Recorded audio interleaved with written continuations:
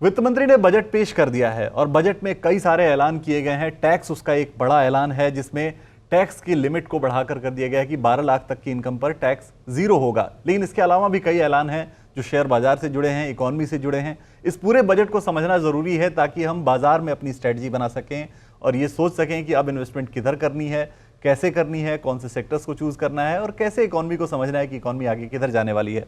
मेरे साथ ये सारी चीजें समझाने के लिए, बजट पर अपना एनालिसिस देने के लिए मेरे साथ है धीरज रेली, जो मैनेजिंग डायरेक्टर और सीईओ हैं एचडीएफसी सिक्योरिटीज के।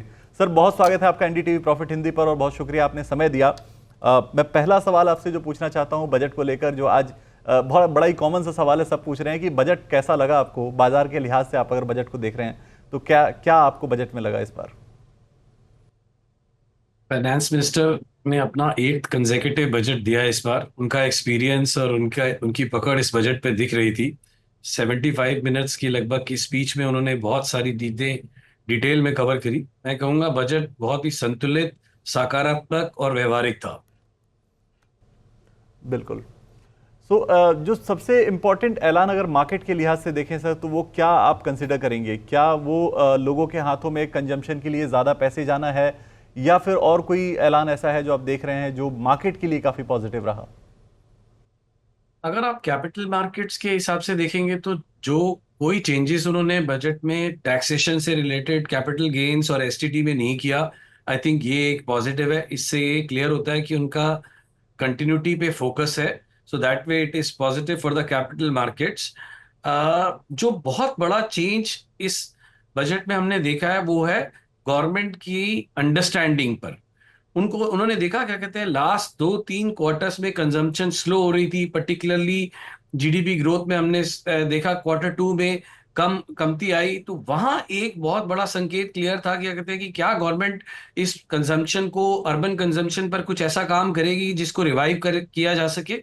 तो उस पर उन्होंने एक बहुत ही सकारात्मक काम किया है। जो लोगों के हाथ में जो टैक्स कम करके लोगों के हाथ में जो पैसा दिया है, उसका बहुत ही पॉजिटिव इम्पैक्ट होगा ओवरऑल कंजम्पशन सेक्टर पे, पर्टिकुलरली डिस्क्रिशनरी स्पेस पे। क्योंकि एफएमसीजी स्पेस पे इसका थोड़ा कम इम्पैक्ट आएगा, लेकिन डिस्क्रिशनरी स्पेस पे ज्यादा इम्पैक्ट आएगा। साथ में इस यही इनमें से कुछ पोर्शन ऑफ जो मनी है वो जाएगा कैपिटल मार्केट्स और बैंक्स के लिए डिपॉजिट्स की शेप में भी। बिल्कुल। सर, फिस्कल डिसिप्लिन और फिस्कल जो कंसोलिडेशन उसकी बात हम लगातार कर रहे हैं, कई इकोनॉमिस्ट कह रहे हैं इस बार के बजट में जो फिस्कल डेफिसिट के टारगेट को कम किया गया है उसे आप कैसे देखते हैं? क्या ये सरकार की किस तरह की डिसिप्लिन, फिस्कल डिसिप्लिन की मंशा को दिखाता है? क्या इससे फायदे होंगे आगे जाकर? क्या है, एस जो हमारे जो देशवासी हैं वो ज्यादा ध्यान अपने पर्सनल टैक्सेशन पे देते हैं, but budget is not only about personal taxation. उसमें बहुत सारे और मुद्दे भी होते हैं। तो सबसे बड़ा जो चीज एफपीआईज और फॉरेन इन्वेस्टर्स देखते हैं वो ये देखते हैं कि गवर्नमेंट फिस्कल प्रूडेंस फॉलो कर रही है या नहीं कर रही है। इस साल वित्त मंत्री ने बोला, क्या कहते हैं, 4.85 रहेगी, 4.85% रहेगी फिस्कल डेफिसिट। और नेक्स्ट ईयर जो प्लान किया है FY26 के लिए 4.4% है। तो ये एक बहुत ही पॉजिटिव स्टेप है। इससे जो फॉरेन इन्वेस्टर्स हैं एटलीस्ट वो इसको बहुत पॉजिटिवली रीड करते हैं। कोई वेलफेयर स्कीम्स पे ज्यादा पैसा नहीं गया है, तो वो एक अच्छी पॉजिटिव इंटेंट है गवर्नमेंट के लेवल पे कि गवर्नमेंट एक long term, mid term, sustained growth पे फोकस करना चाहती है, ना कि छोटे टैक्टिकल मूव्स। बिल्कुल, बिल्कुल। एक जो ऐलान किया गया इस बजट में वो इंश्योरेंस सेक्टर में एफडीआई को लेकर था कि अब 100% एफडीआई इंश्योरेंस सेक्टर में होगा। इस ऐलान को आप कैसे देखते हैं? क्या ये एक टैक्टिकल मूव है? क्या इसे और भी सेक्टर्स की तरफ ले जाना चाहिए गवर्नमेंट को? हमारी कंट्री को ग्रोथ कैपिटल चाहिए। तो उस हिसाब से अगर आप फॉरेन डायरेक्ट इन्वेस्टमेंट के थ्रू अगर कैपिटल लाते हैं तो वो एक सस्टेन्ड कैपिटल रहता है। तो ये एक अच्छा स्टेप है। इससे इंश्योरेंस सेक्टर में कुछ नए पार्टिसिपेंट्स आएंगे और कुछ ऐसी इंश्योरेंस कंपनीज थी जो पूरा 100% कंट्रोल चाहती थी, इसलिए वो अब तक नहीं आ रही थी। और वो वो कंपनीज अब इंडिया में आएंगी, शायद वो एक्विजिशन करेंगी या नया बिजनेस स्टार्ट करेंगी, बट ओवरऑल ये एक अच्छा मूव है। बिल्कुल। एक सवाल सर आखिरी आपसे, क्योंकि बजट और बाजार का कनेक्शन जोड़ना बड़ा ज़रूरी है।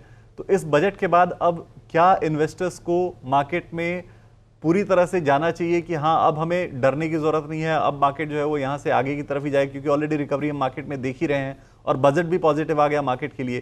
तो क्या अब इन्वेस्टर को पूरी तरह से बुलिश होकर मार्केट में जाना चाहिए या अभी थोड़ा सा और इंतजार करें, अर्निंग्स का भी इंतजार करें?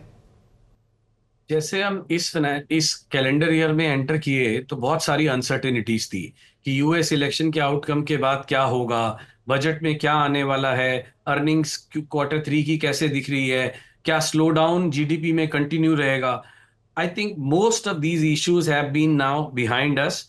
थोड़ा यूएस गवर्नमेंट का एक्शंस अभी भी देखना बाकी है टैरिफ्स की और दिशाओं में, but more less issues are behind us. अब जो आने वाले समय में मार्केट के लिए मुद्दा रहेगा वो अर्निंग्स का रहेगा।